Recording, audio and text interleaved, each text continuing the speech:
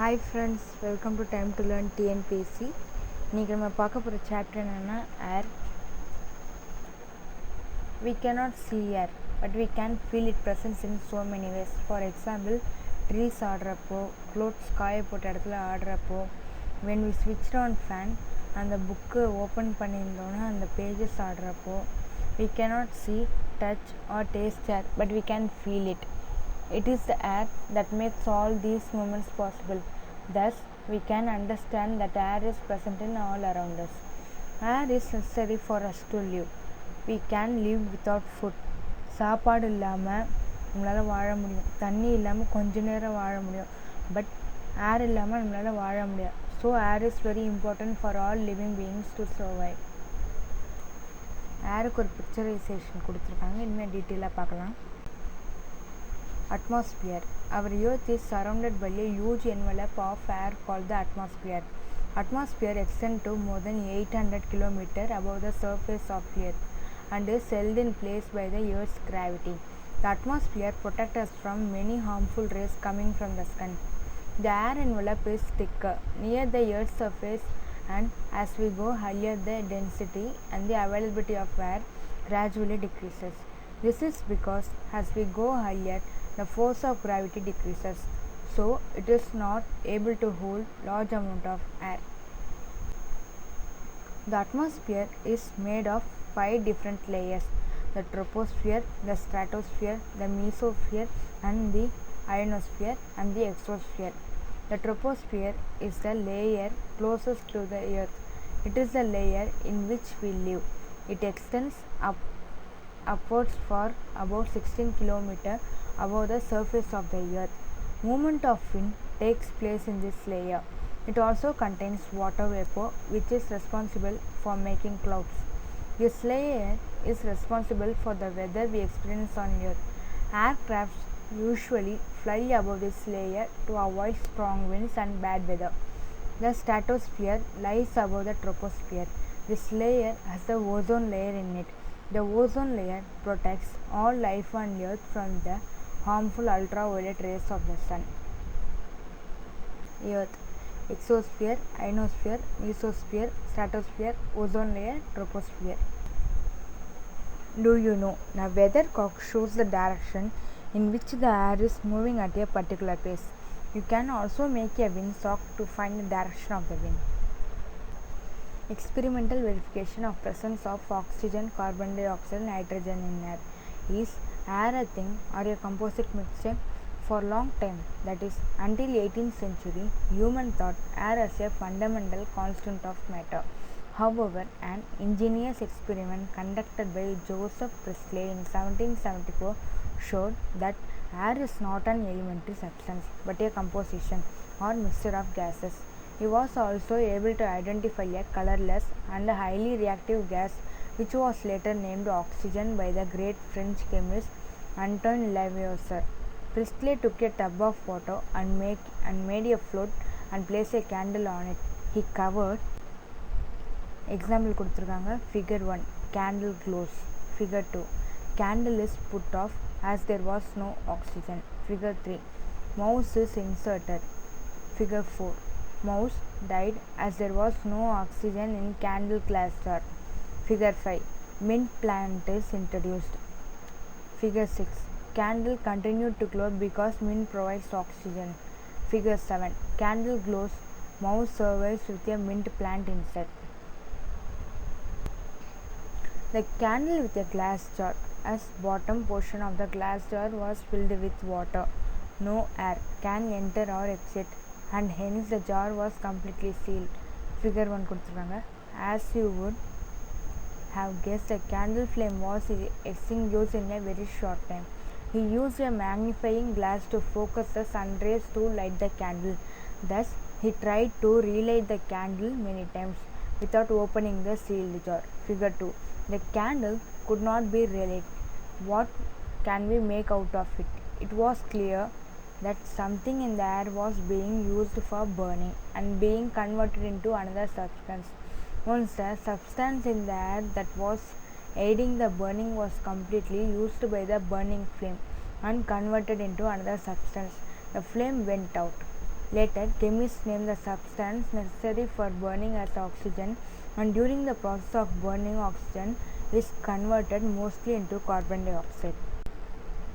Now, as the jar was inside the water, Presley could gently lift the jar and place a live mouse inside it without allowing outside air to enter the jar. Figure 3. Without oxygen, as you would have guessed, the mouse died. Figure 4. It was clear that oxygen was necessary for the survival of the mouse. In the next step, he gently lifted the jar and placed a mint plant. Figure 5. Look at the jar. 5. You could see that the plant is inserted into the bell jar. When the jar is very much inside the water, this is done to ensure that the outside air is not entering into the bell jar. Plant being a living things like mouse, perhaps he thought would die. Instead, the plant survived. After placing the mint plant, he lit the candle and continued to burn. In fourth experiment, he took a jar, burned a candle and converted all oxygen into carbon dioxide. He placed a mint plant and a mouse into the jar. Both the plants and the mouse survived. He found that the plants and the animals have a synergy. Animals consume oxygen and release carbon dioxide, and plants takes up carbon dioxide and release oxygen. During 1730 to 1799, Jan Ingenhousz showed that sunlight is essential to the plant to carry out photosynthesis and also to purify air that is fouled by breathing animals or by burning candles. From this experiment, it was clear that air was a composite mixture of many gases like oxygen and carbon dioxide. Proof for release of oxygen in photosynthesis. Take a healthy branch of hydrilla and place it in a funnel. Invert the funnel in a beaker of water as shown in the figure. Invert a test tube over the stem of the funnel. The stem of the funnel should be kept immersed inside the water. Leave the beaker in sunlight for some time. You will notice some bubbles rising in the test tube. The bubbles contain oxygen released by plant during photosynthesis. If you show a glowing splinter to the collected air, it burns brightly. That's shown that the collected gas is oxygen. Example: water, beaker, branches of hydrilla, support, oxygen gas, test tube, gas bubbles. Test for the proportion of oxygen and nitrogen in air. We know that iron undergoes rusting with oxygen and forms iron oxide. This process can be used to estimate the percentage of oxygen in air, which has been removed by the rusting reaction. Take a small portion of iron wool, press it into a 20 ml graduated test tube and wet it with water. Tip away excess of water. Take a 500 ml beaker and fill half of the beaker with water. Invert the test tube and place it in air. Leave the arrangement at least for a week without making any disturbance to the test tube. Observe that the changes that has happened in the iron wool and to the level of the water inside the test tube. We could see that the water level has increased inside the test tube. The rise in water is because of oxygen in air, which has been removed by the rusting reaction. This will be about 20%, which is approximately the percentage of oxygen in the air. Example: initial stage, final stage, the water level increases. More to know. Daniel Rutherford, a Scottish chemist, discovered nitrogen. He removed oxygen and converted it into carbon dioxide using an inverted bell jar using a burning candle. He passes this air without oxygen through lime water and removed carbon dioxide also. Once the carbon dioxide was removed in that air, neither a candle burned nor for a plant breathed. Hence, he was sure that the remaining air he did not have oxygen and carbon dioxide. He was able to produce a gas which showed the same property of the air without oxygen and carbon dioxide.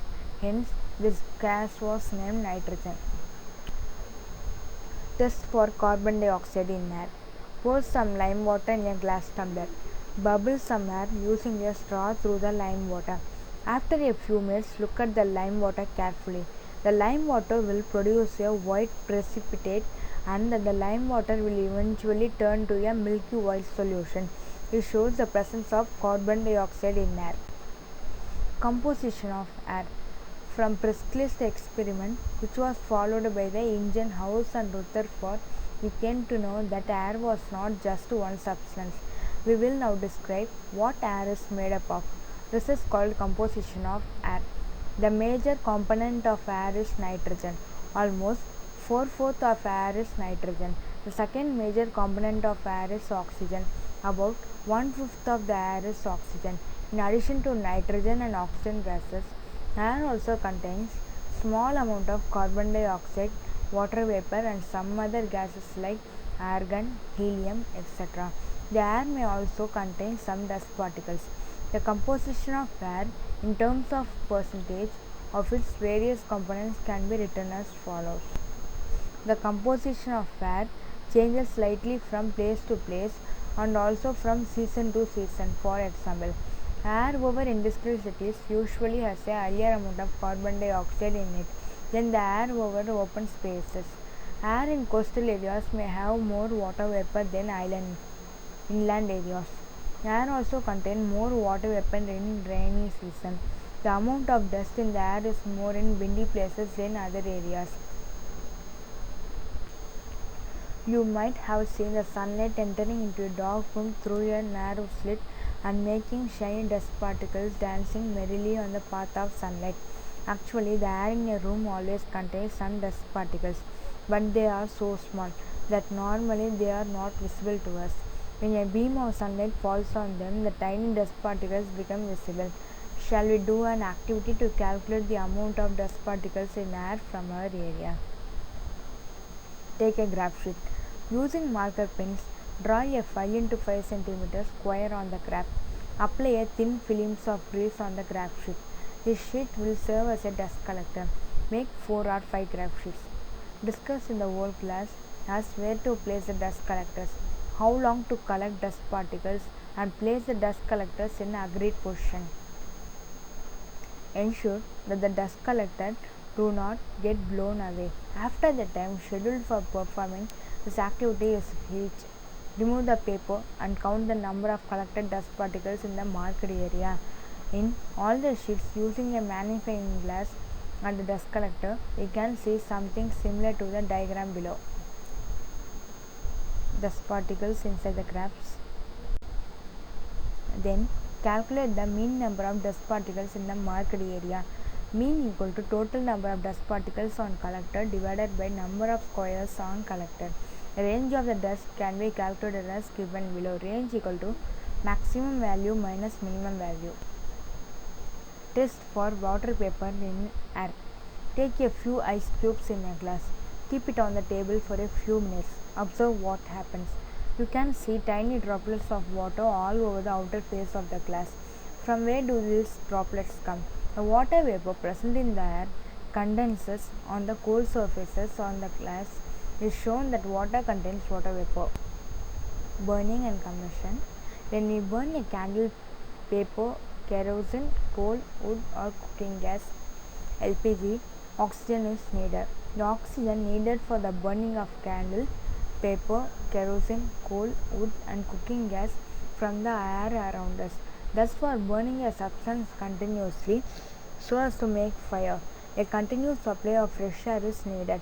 If we cut off the supply of fresh air to a burning substance, then the burning substance will not get oxygen necessary for burning to continue, and hence the substance will stop burning. In rockets, as they go high in the atmosphere, the availability of oxygen is considerably reduced. Therefore, in rockets, along with the fuel, oxygen is also carried for combustion. The presence of burning of a substance in the presence of oxygen and releasing a large amount of light and heat is called burning. If the process does not emit flame, then it is called combustion. Importance of air for survival of plants and animals. Respiration in plants. Plants require energy for their growth, and hence respiration also occurs in plants. During respiration, Plants take in oxygen and release carbon dioxide, just as animals do. Gaseous exchange with air in atmosphere takes place in plants with the help of tiny holes called stomata present on their leaves. Photosynthesis. Plants manufacture food by a process called photosynthesis. During photosynthesis, carbon dioxide from the air and water from the soil react in the presence of sunlight to produce food. Most plants possess a green pigment called chlorophyll and is also used up in the process of photosynthesis. The word equation given below explains the process of photosynthesis. Carbon dioxide plus water, sunlight, chlorophyll, food and oxygen. Plants release oxygen during photosynthesis, which is much more than the oxygen consumed by the plants during respiration. Respiration in animals. When we breathe in air, the oxygen present in the air reacts chemically with digested food within the body to produce carbon dioxide gas, water vapor and energy. Example: tree water is absorbed through the roots and carried through the stem to the rest of the plant. Water, carbon dioxide and sunlight combine in the leaf to make food. Carbon dioxide enters through the stomata, a natural opening in the leaf. Carbon dioxide, light energy from sun. Chlorophyll absorbs light from the sun. Oxygen. Oxygen and water vapor exit the leaf through the stomata. Water loss from leaves is called transpiration. This energy is required to carry out many processes in the body, such as movement, growth and repair. This process is by which oxygen reacts with digested food to form carbon dioxide, water vapor and energy is called respiration. The process can be represented by a word equation as given below. Food plus oxygen equal to carbon dioxide plus water plus energy. Carbon dioxide formed during respiration dissolves in the blood and is exhaled out of the body through the lungs. The inhaled and exhaled air thus contain the same substances but in different proportion, except nitrogen, which is present in the same amount. Inhaled air contains more oxygen while the exhaled air contains more carbon dioxide. Let us have a look at the following table to compare the composition of air in inhaled and exhaled air. Component: inhaled air, exhaled air. Nitrogen: for inhaled air 78%, exhaled 78%. Oxygen: inhaled 21%, exhaled 16%. Carbon dioxide 0.03% and for exhaled 4%. Water vapor: inhaled variable amount, exhaled amount increases in exhaled air. Noble gas: inhaled air 0.95%, exhaled air 0.95%. Dust: inhaled variable amount, exhaled none. Temperature: inhaled room temperature, exhaled body temperature. Respiration of plants and animals in water. The water of ponds, lakes, rivers and seas have some amount of dissolved air containing oxygen in it. The plants and animals that live in water use the oxygen dissolved in water for breathing.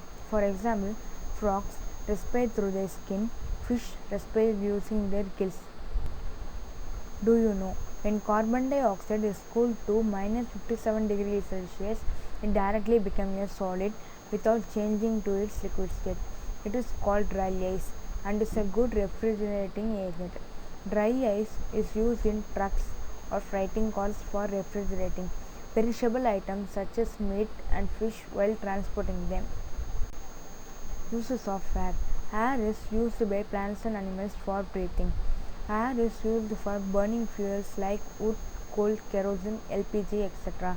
Compressed air is used to fill tires of various kinds of vehicles.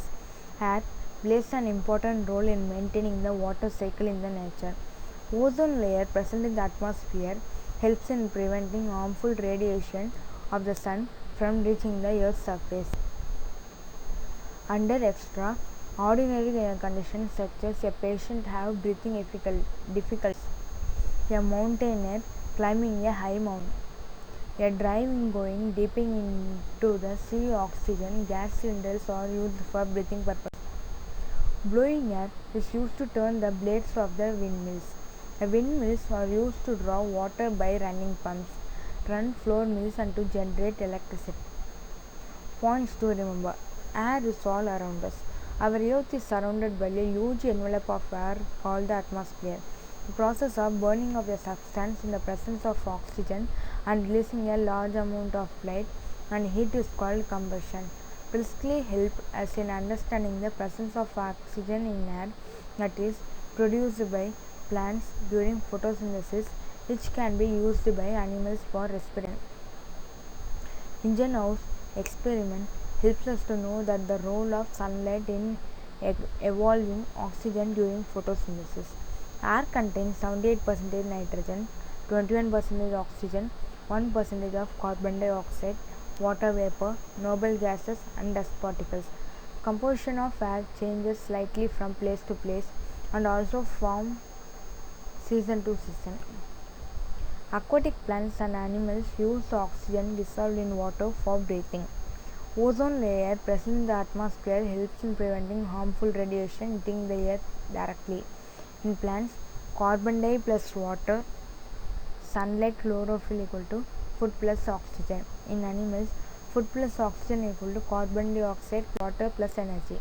Thank you. Please share and subscribe and comment. Thank you.